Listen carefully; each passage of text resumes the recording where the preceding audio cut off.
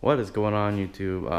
Today we'll be installing the Tein S Tech loading springs in a 2005 RSX Type S. I'll show a bit of the progress and I'll give my little review on it and how it drives, and let's get started. I'll cut back to when we get the wheels off.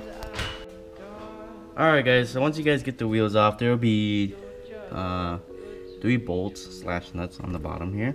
So there'll be one right here, which you'll put a socket on one end and a wrench on the other end, and there'll be another one of the same thing down here. And then you're gonna have to take the pin off this castle nut and to take it off and hammer it out.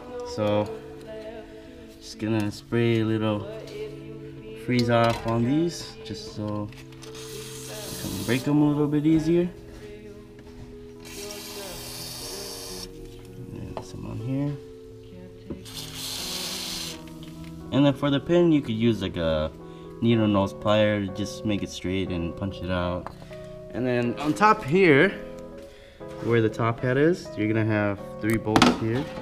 You're gonna have one here, one here, and one here, and these will unbolt the top for you. And I already put antifreeze on it, so once you get the bottom off, you can take off the top and pull it back from the bottom. And I'll cut to it when we're done. There is another thing I forgot to mention, is that there are 2 more bolts down here for your brake lines. So that way we can get your brake lines out of the way and it doesn't snap and you have fluid going everywhere. So there's one right here, and then there's gonna be one, let's see if I can get it from here, behind the line here. So I'll show you from where my finger is. And then once again, I'll take better pictures and I'll put it and edit it into the video. And yeah. Alright guys, so once you get the whole strut assembly off, you just want to inspect everything, make sure everything looks good. Check to see if your bearing and your top head is okay. We found it easier to unbolt this top nut while it's still on the car, but be careful, do not unbolt it all the way unless you want to get shot by a spring. Just don't do it all the way until you have the springs compressed. And another thing which you want to do next is have spring compressors. You basically want to clamp it and then tighten them down. If you don't have one at home, then you can go rent one at O'Reilly's or any auto parts store. And don't forget to hang up your hub assembly with a bungee cord or wire, whatever you have, so you don't pull your axle out, because if that thing comes out, it's going to be a headache. It's going to take you all day. Alright, so once you get this compressed, the next step is to take off the top hat so you can get the spring out, and I'll get back to you guys when I'm done with that. Alright guys, once you get everything off, I'll do a little comparison. OEM on the left because I'll still stock height, and Tein on the right, about 1 spring down basically. Now that you have everything off, you basically want to button everything back together. So place it back the way you had it before and do everything in reverse again. And I'll do that and we can finally test the car out. Alright guys, with everything buttoned back on, it should look a little bit like this. Just like your previous coils or springs or whatever you were running. Make sure everything's tightened down. The 2 bolts, make sure you bolt back up your brake lines, and make sure you put the pin back on, the castle nut back on, and yeah, now we're gonna do the next front side and cut back to it. Alright guys, now we are on the passenger side. Same process as the driver's side, you know, beginning with the freeze off, so everything comes off nicely. Don't forget this one up here, and then don't forget the top ones up here.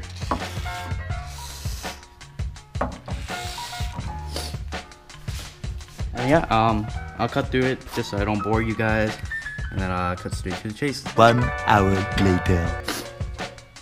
Alright guys, we finally have the passenger side done. Should look a little like this. basically the same as the other side, whichever side. Once again, make sure your brake lines are all bolted in, everything's tight. Don't want anything coming loose while you're on the road because that's dangerous. And now we'll move on to the rears. Alright guys, so just finished the fronts here. Here's a little comparison. Back on stock height, I was able to put 2 fingers in. Now I can only put 1. And if you guys are wondering about my wheel size, I'm running 18 by 9.5 plus 22 all around. And I'll show you the other side here.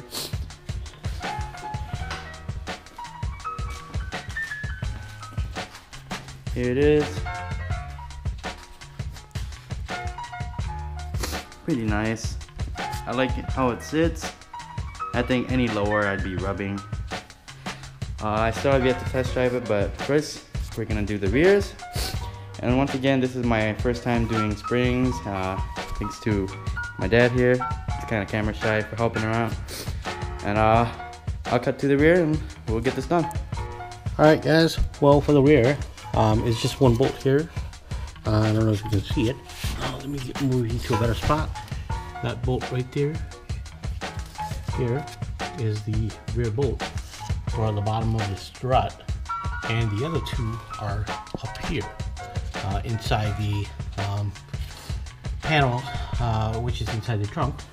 Hopefully you get lucky and you get this out without breaking it, because sometimes it could be a pain. So on top of here, it's kind of dark, sorry for bad lighting, but if you can see here,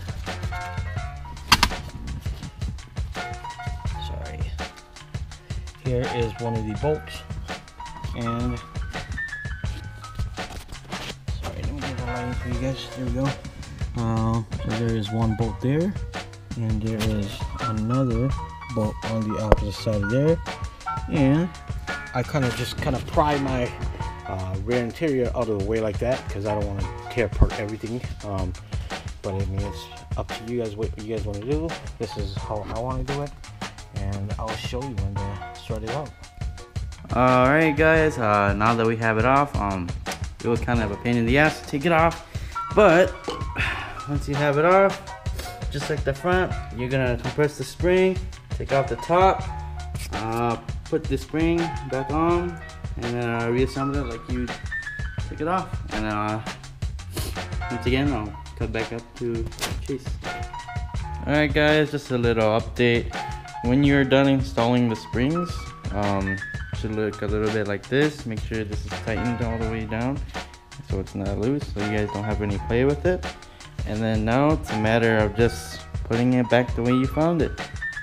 And then I'll skip to that. Alright guys, we finally got the rear, one side of the rear in. It actually is pretty tricky to get it in because we think it'd be easier for someone to step down on the hub so it can line up with the bolt behind there. You can see it. But yeah, onto the next side. Same thing as this side. And yeah, let's get to it. Much later. Alright guys, so finally finished the rears.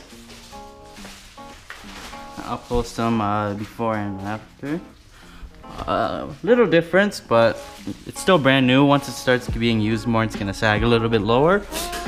I'll show you guys the other side.